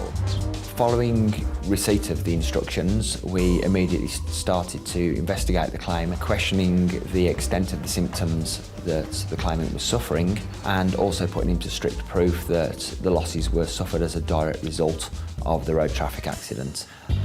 When the lawyers contacted the claimer's employer, they couldn't believe their ears. His employers actually provided us with a statement to the effect that he was able to drive his van.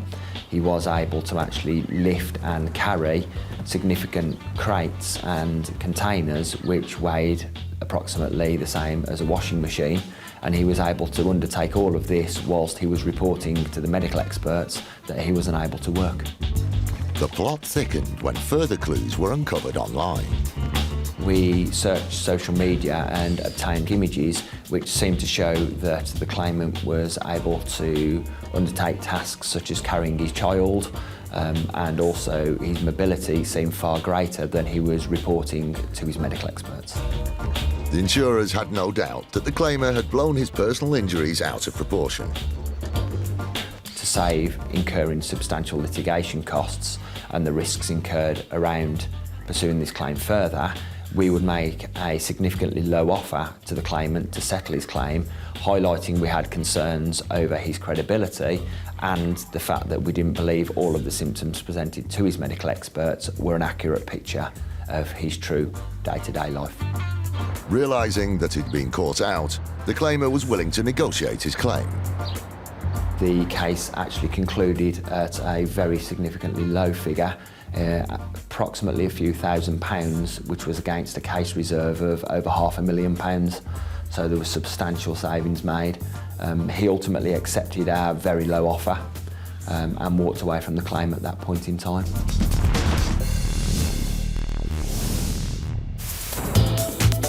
In January 2012, the City of London Police joined the fight against insurance fraud by forming an elite squad known as IFED, the Insurance Fraud Enforcement Department. The message I'd give to people that are considering embarking on insurance fraud is just don't do it. My team, day by day, are getting more sophisticated in tracking down the people that want to try out this type of crime. So really, if you want to go into insurance fraud, I would say don't do it.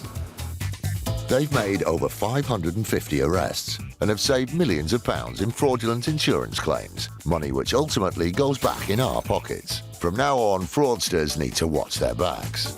My team work tirelessly 24/7, so we know exactly what types of scams you're going to embark on, and we will come after you. Stay where you are! Today, IFED are cracking down on car insurance fraud. DS Marcus Allen and his team of officers are on the trail of a suspected crash-for-cash criminal. After months of research, the suspect is known to move around a lot, and so the team are hoping to catch him at one of 3 different addresses. But as he moves flat every few months, it could be a frustrating morning for the IFED team. They're en route to the first property. We're heading off to arrest a male believed involved with others, taking out motor vehicle policies and then making claims for fictitious accidents where personal injuries have allegedly happened. They're only a short distance from the address. Turn left in 300 yards and then you will reach your destination. They arrive at the first address and have parked around the corner so as not to tip the suspected criminal off. IFED often rely on the element of surprise, hoping to catch the offender on the hop. But they have to move swiftly so as not to alert the alleged fraudster. Their intel has brought them to a multiple occupancy property. These significantly increase IFED's work, as it means the team has to knock on every door within the house and check all the innocent residents to ensure their suspect isn't among them. Good morning. I'm from the City of London Police. These officers are with me. We're here today to look for them. What's your name? It looks as if IFED are too late and the suspect has moved on. But Marcus and the officers want to make certain. OK, may we come in and just confirm who you are and who lives here? So like I said, we're from the City of London Police. We're all police officers. We're investigating an offence where this address has been named. Do you have any identification, please? On entering the house, the officers attempt to verify the identities of those present. including anyone who seems completely innocent. Have you got like a driving licence or anything? Do you have your name on? Driving licence or so passport? We can see who you are and you are who you say you are.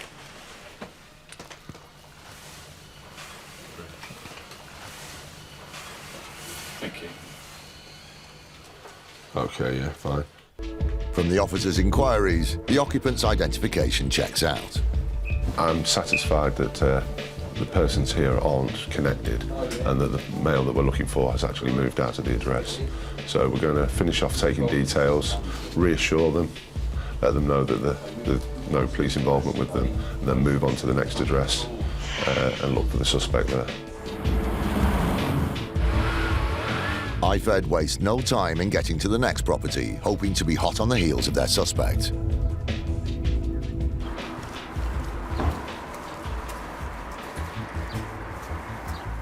Within minutes of Marcus arriving, the occupants open the door.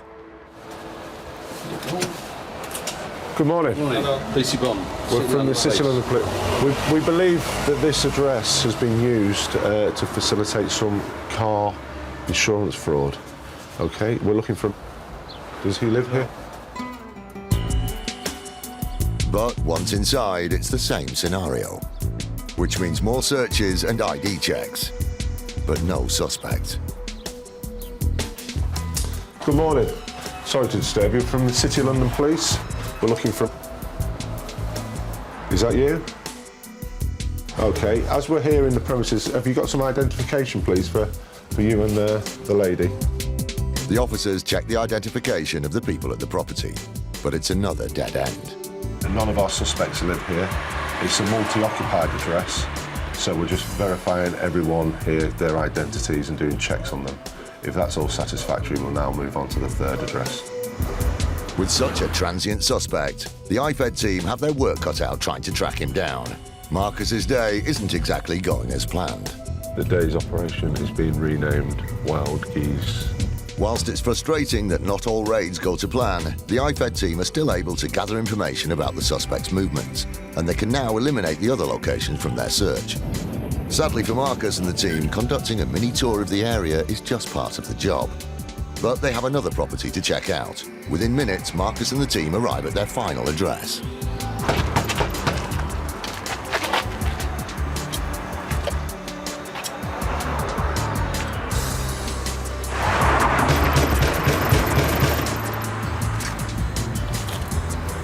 Anything?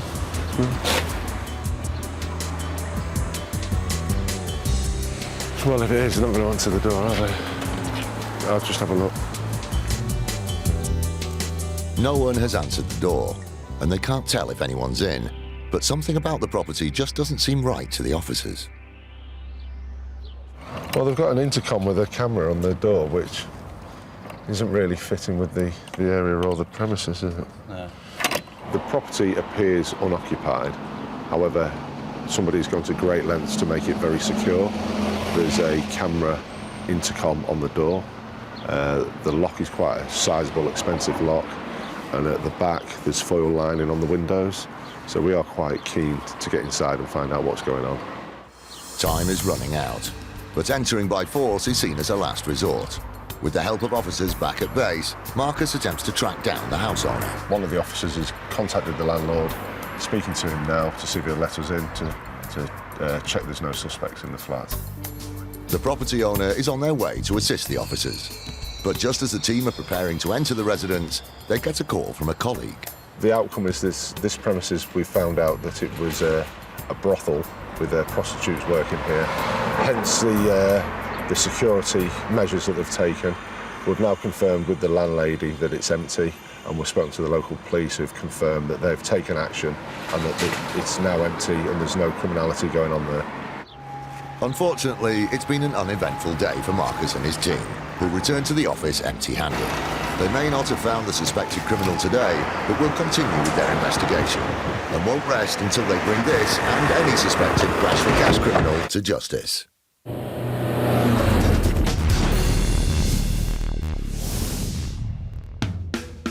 Accidents happen all the time in the home, from spillages on carpets to accidents with a hot iron. which is why accidental damage is one of the most common reasons for making a claim on home contents insurance. With advances in science and forensics, insurers can determine the truth behind some of these claims. Dr. Andrew Moncrief works for one of the leading forensic science organisations in the country.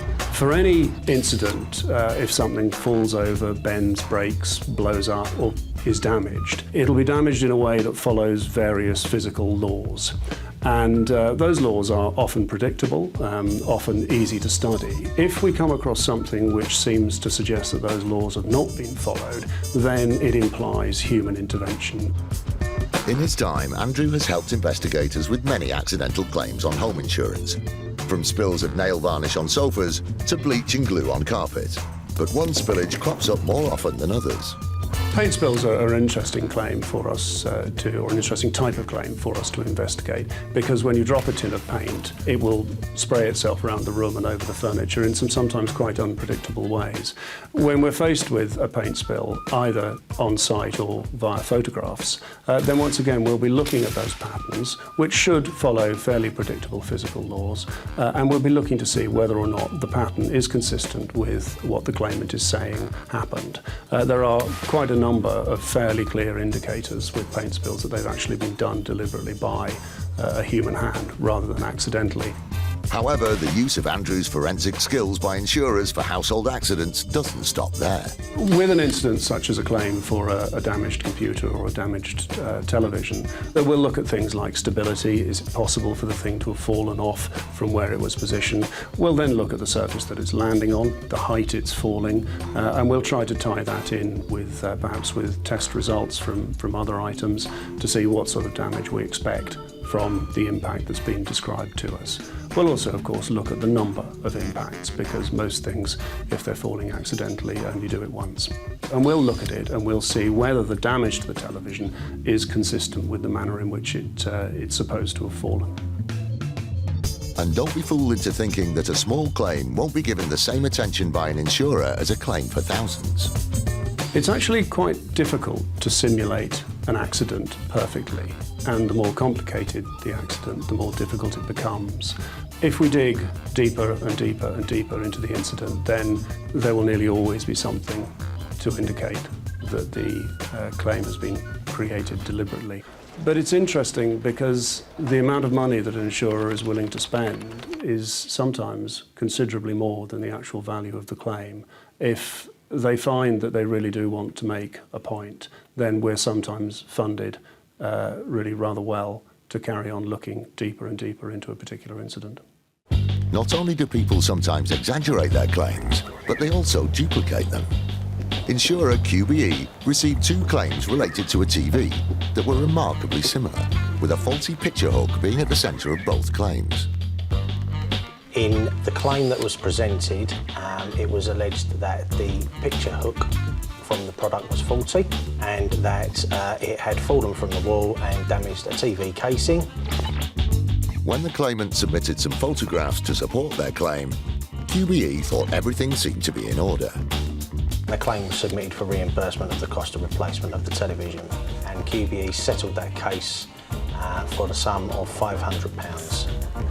However, 12 months later, another claim landed on their desk. In 2012, QBE received a further claim for a faulty product, which was a picture frame.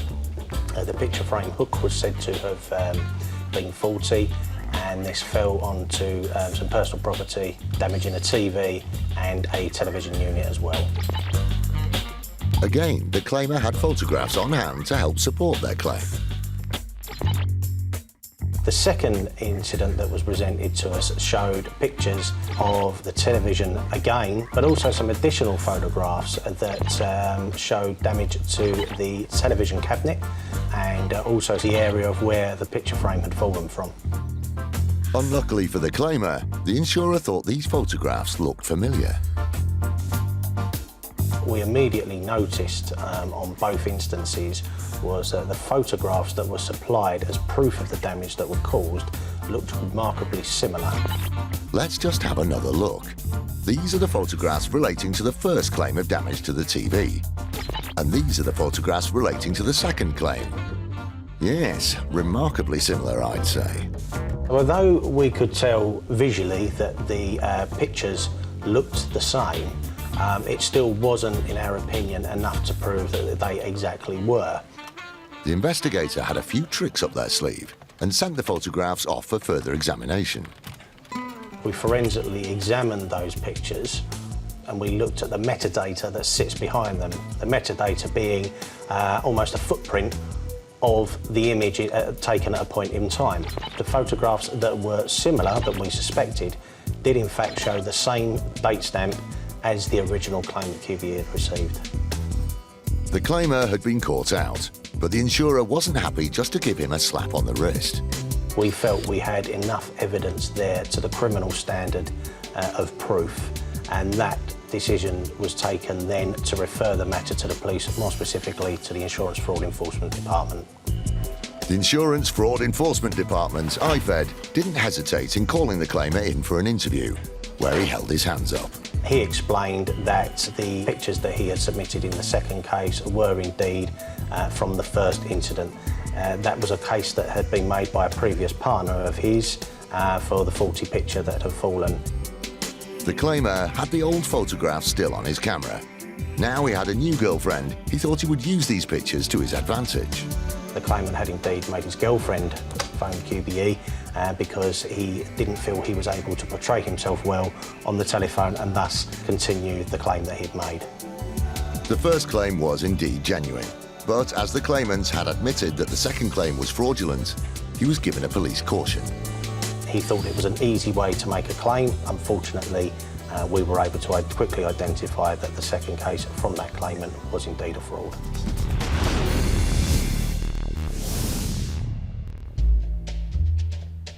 If we lose a piece of jewellery, regardless of the value, it can be upsetting. Even more so if it's of sentimental value or a family heirloom, which is priceless. Whether it's your wedding ring or your grandfather's watch. So imagine what our next claimant felt when he lost a very special family memento. In this case, our policyholder gentleman was out on the town with some of his friends when he lost a bracelet. Well, the bracelet was not only worth £3,000, but it was a family heirloom which had been passed down from generation to generation. A claim was made for the insured value of £3,000 within a month of the policy being taken out.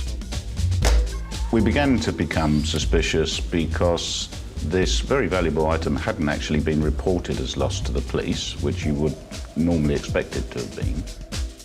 The insurer discovered that the claimant had lied about his whereabouts that night. The other thing we discovered was that the gentleman concerned was actually not out on the town on this night and was at home. But it seemed that social media was to be the claimer's downfall. We made some inquiries and in fact they were quite startling what we found out. So this bracelet had in fact been lost on a previous occasion at some specific premises and not as alleged on this night out. Either he had lost two bracelets or the bracelet that was lost on this occasion actually didn't exist. It turned out that the bracelet had been lost a few months earlier in a gym. Now it was time for RSA to confront the claimant. We challenged our policyholder and they asked to withdraw the claim. But the insurer wasn't having any of it. We were so incensed that this policy had actually clearly been taken out with a specific intention of making a claim that we reported the case to IFED, who took action against him. The Insurance Fraud Enforcement Department, IFED, continued with the investigation. The claimant was then arrested and received a police caution. He might have thought that this was worth the risk, but ultimately he's ended up with a criminal record, and he will of course also be on the insurance fraud register and will find it very difficult to get insurance cover in the future.